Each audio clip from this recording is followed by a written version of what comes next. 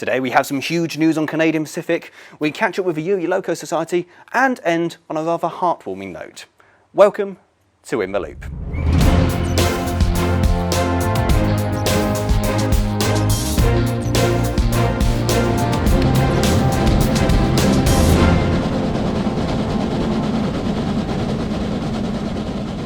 Hello folks and welcome to the Watercress Line. Now before we catch up with Barry and the Urie Loco Society, it's time for a quick fire look around the railway to see what's been happening since the last episode.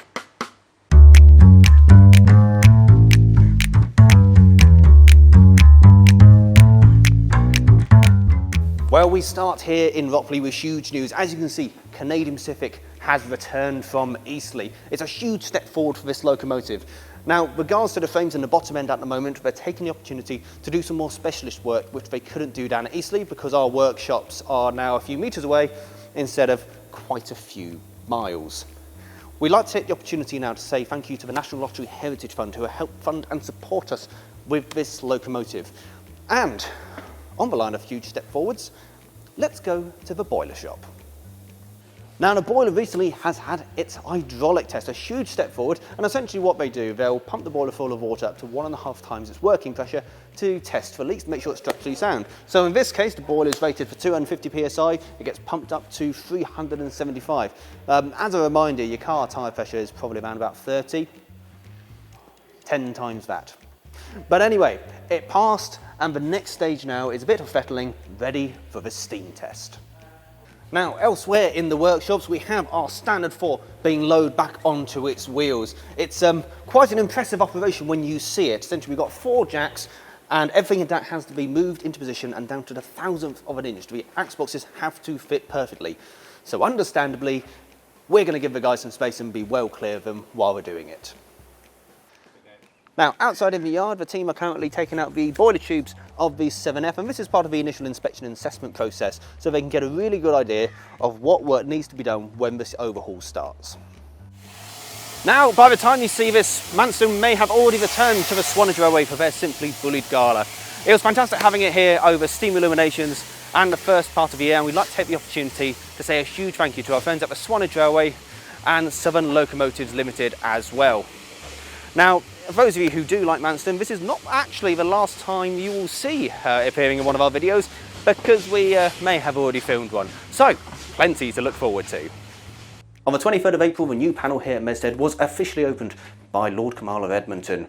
He was incredibly impressed by how we've managed to bring in the modern day standards without compromising the heritage look of the station. It was an amazing day with lots of members of our signal and telegraph department coming down to witness the unveiling and really show off what they had managed to achieve. Now, a few people have been asking about what's happening with our Class 15 line. Well, the engine room, as you can see, is still very sparsely populated with, let's say, engines and power units. So the team here are taking the opportunity to get as much done as possible. On the generator point of view, which is what was taken away, which is why the engine had to come out in the first place, they're done waiting to come back in. The catch is we're quite new to the general Class 50 lifting stuff in installation. So last time when we took the power unit out, we worked with the Class 50 Alliance. And we're planning to do the same again to put it back in. However, they've got lots of their engines to be working on as well, so we're trying to find a convenient time for both of us. Now, if you are coming down to the Diesel Gala, line will be on static display at Rockley, and it will be one of your last opportunities to visit the engine room before the power unit goes back in. They're also doing cab tours as well. I have been told they are doing a special fundraising exercise to, let's say, leave your mark on the engine, but we'll give you a few more clues closer to the time. Now, we have had a few comments asking whatever happened to that little boiler that was down in the boiler shop at Rockley. Well, here it is, back up in sunny Wales, or usually sunny Wales. This is part of the Talyllyn Railway's number 1, and to find out a little bit more about the loco and its importance to the railway story, let me pass you over to someone who I can only describe as the TR's Will.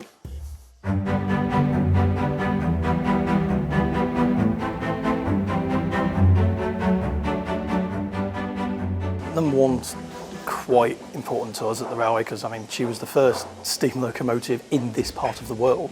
1864, she was built by Fletcher Jennings. She's up in Cumbria, Whitehaven.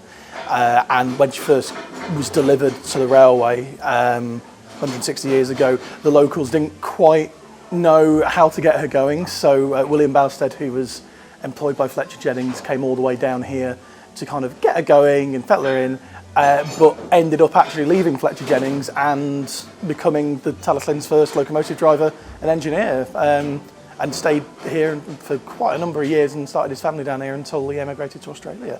The end of Talyllyn's working life on the Talyllyn in the 1940s, she was essentially a rolling bomb. Steam leaking everywhere, reduced pressure. Even once, I think, Dogoch, which was the other steam locomotive number 2, derailed, and they patched some holes in the firebox with oatmeal turned into kind of a paste, and apparently the smell was lovely on the way up. But yeah, we never thought she was going to steam again. It was an absolute, basically just a well-used locomotive, but thankfully a volunteer had a business and offered to restore the engine for free, which does mean there's quite a lot here that actually dates to 1957 rather than 1864, but there's still some original components on her, and it's very much the same engine, but they weren't steam engineers. So on her first test run, when they ran out of steam, they opened up the smoke box door to find they hadn't put a floor in there because the original floor had rotted through, and they didn't know it needed one. But over the years since then, she's been fettled and rebuilt by the engineers at Pendray, certainly John Bate, who's also a legend in preservation generally. She's one of the most reliable and is loved by many crews now.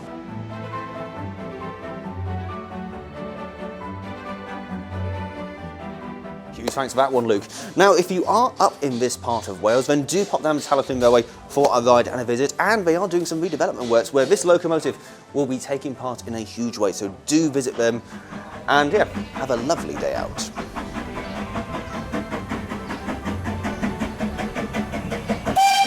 Put that on. TR's version of Will. And cut. Well, when in Wales. Now, in today's episode, we're catching up with Barry, part of the Urie Loco Society. If you watched last episode, you'll know that, unfortunately, our chairman, Mark, sadly passed away after a fight with cancer. But it doesn't mean the work stops here, and the team have doubled down their efforts and are working incredibly hard to get 499 back to service. So we took the opportunity to catch up with Barry to see what the current state of play is.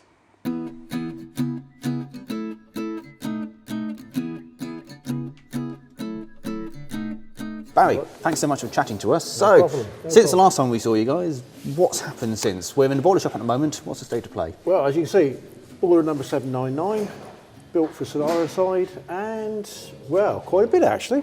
A lot of copper welding's been done.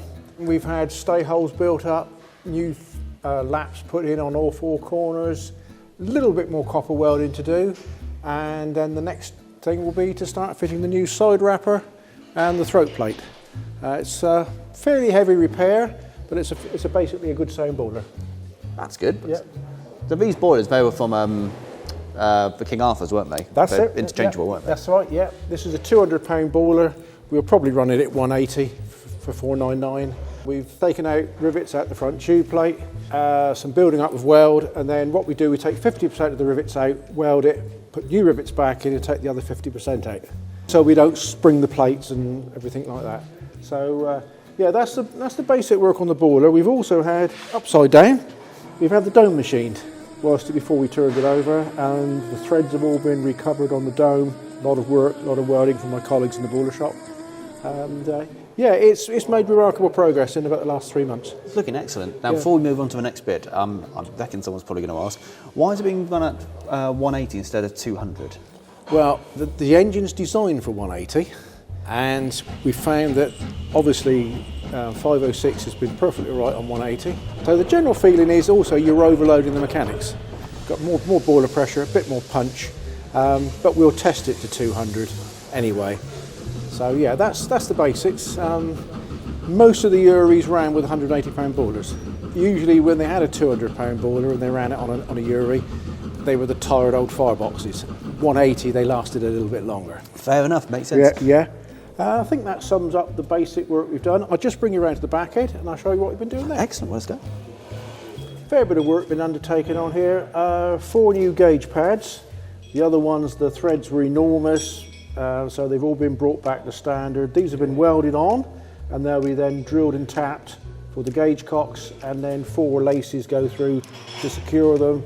Then a ferrule's put in the middle, expanded or threaded, and then welded for the water gauge fittings. Little bit of building up to do on there, that's got to be done. A little bit of building up on that back head's been done, and obviously a fair few stays still to change.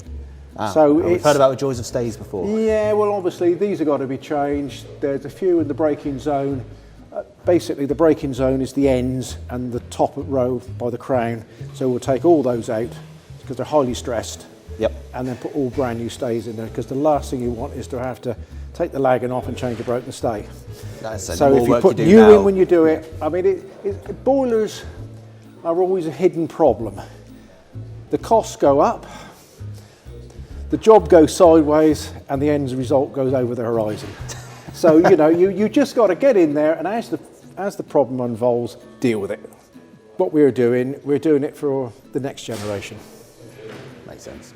You know. Right, that's excellent, Barry. Should we move outside and talk about the tender? Yeah, can do. Yeah.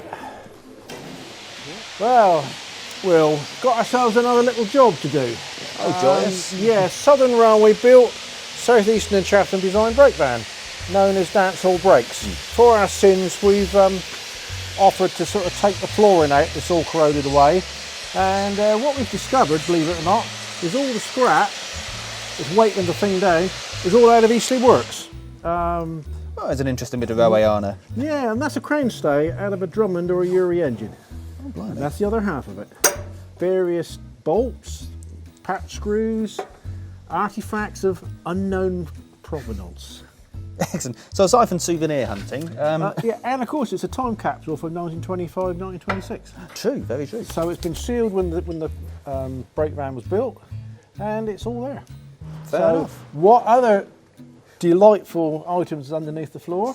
One of our colleagues has discovered we've got a piece of an original Urie superheater, and also the trailing nut off of a crank pin off of a N15. So it's amazing. Out of all the things to find. Yeah, 100 years later, it's almost come back to source. Yeah. The ultimate, does this bolt look important to you? Yes, that's right. Yeah, so that's just a little infill job. Probably over the summer we'll get the floor sorted out. I'm sure we'll have a lovely museum piece at the end of it. That's right, yeah. So it's... right, almost to the tender. Yeah. You're right, we'll just bring you up to speed with our tender. Standard Urie 5,000 gallon tender, 3223, built 1927 for a Mansell S15. The last time we were discussing this, you were on the end of a rivet hammer. Oh yeah, yes. Well, that part now is underneath. As you can discover, we've turned it the right way up now. We've stuck the two pieces together with blue tack and brown paper, and we're now putting the floor on. So we've got the new valances. All the floor is going to be riveted down as per original. Coming around the front here, obviously brand new metal. We've got the new studs, nuts and everything in for the rubbing plate. So that's what the engine buffer's up to. Safety chains are on. A lot of progress in a very short space of time. And at the moment we're putting all the floor in. And if you go around the back, you can see we've got the buffer beam finished. Again, lots of hidden work. But all important. Oh, very important work. So what's the next stage? Well, the next stage will be to actually make a tank. Oh yes, always. And the thing is, unlike most engines where the tank is bolted down and is a free structure, this is integral. So the first thing you do is to get the floor completely finished, riveted part of the structure, and then we build all the baffles up inside. And to say it very quickly, we build the baffles up, we stick two sides on, a front and a back, and then we put the raves on and you put a lid on top. So not only does it have to be structurally sound, it has to be watertight as well, the floor. Absolutely. One advantage of riveting up, everything will be tight. And of course you've got problems if you use bolts on the floor, you've got taper girders, you have to use taper girder washers, and it's not how Eastleigh did the job. I take it this was changed in later years just because it was a lot easier to do. Welding's got its strong points, and a lot of the tank will be welded, but the bits that matter we're going to rivet on. So yeah, we've had experience of doing one tender tank, and we can do this one as well. Yeah, so we go down the front of the shed. I'll show you the wheels on our LSWR wagon. and we can go through the axle boxes, the next work we got to do, because obviously 499 in the shed, probably this year, depending on commitments from everybody else, and then that pushes the job a little further forward. Excellent, let's go. Right then, Will, obviously 506, 499 have the same axle boxes, and these are 499s that are coming to be white metalled and any other repairs that are necessary. They're of considerable antiquity, and they've been on multiple engines, basically S15s, N15s, and even H15s. So a bit all over the place. Yeah, those that are into industrial archaeology, there's a lot of interest in these. Yeah, I'm seeing a few numbers, 499, Yeah. 796 as well. Yeah, I mean, there's so many that some of them have been chiselled out, you can't really read them, but it's an indication of how Eastleigh didn't waste very much. Fair enough. That's it, yeah. Well, shall we go up to the wheels? Yeah, can do. Yeah, so we've got 499's driving wheels. They've all been cleaned down, ready to get the axle measurements so we can do the axle boxes. Little touch of the holly green. Jamie's done a lovely job. Yeah, well, it's a starting point. Of note, the wagon they're sat on is a LSWR Well B, 1922 to the top of my head, and this is what we got from by the NRM as a de-exhibitions. So only 2 years older than the engine. Exactly, so yeah. Built in the Loco, not in the Loco works in the carriage shed, but it's all very much part of the LSWR story. Yeah, it's a very useful piece of kit, and we're very grateful. And you have Barry. And of course, we've got to come to the fact, hasn't it? You've got LSWR engine, LSWR condition, LSWR wagon. It's starting to put a story together, isn't it? Definitely. Yeah, and with our colleagues and friends from the Somerset and Dorset Trust, they've got LSWR wagons as well. We are looking at some stage, at some time, a set of wagons with a Southwestern freight engine. So this is a part of Mark Pedley's dream, and we've got to stick at it to get this dream to reality. Couldn't think of a better way. Well, you know, a lot's been said about Mark, but he's got vision, drive, passion, and my best bloody mate. We've got to do it, mate. We've got to do it. Bye, mate. Thanks so much. Touching words indeed.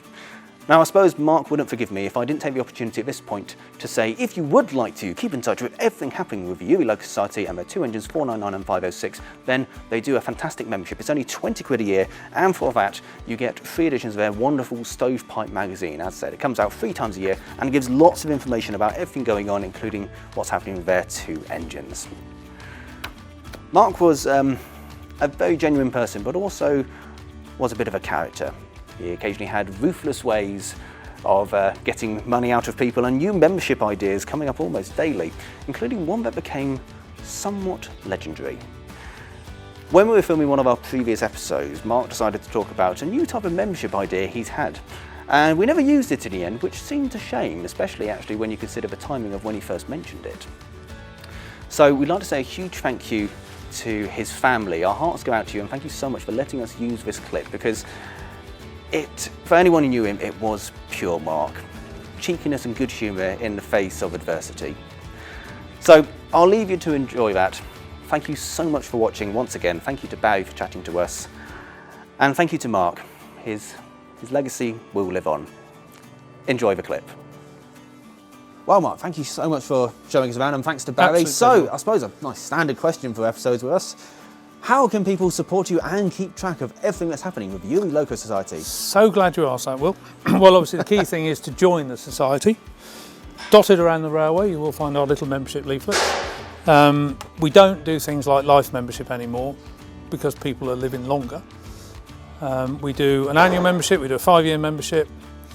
We are also introducing a new membership, which I think we're fairly unique in, which is the afterlife membership.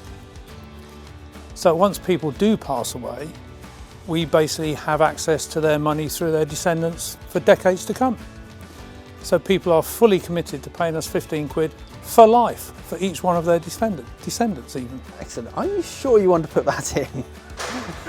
No, but I had to see how long you went before you twigged it was actually complete bullshit. Right, start again. Well, it's a sunny day. I can safely say you had me.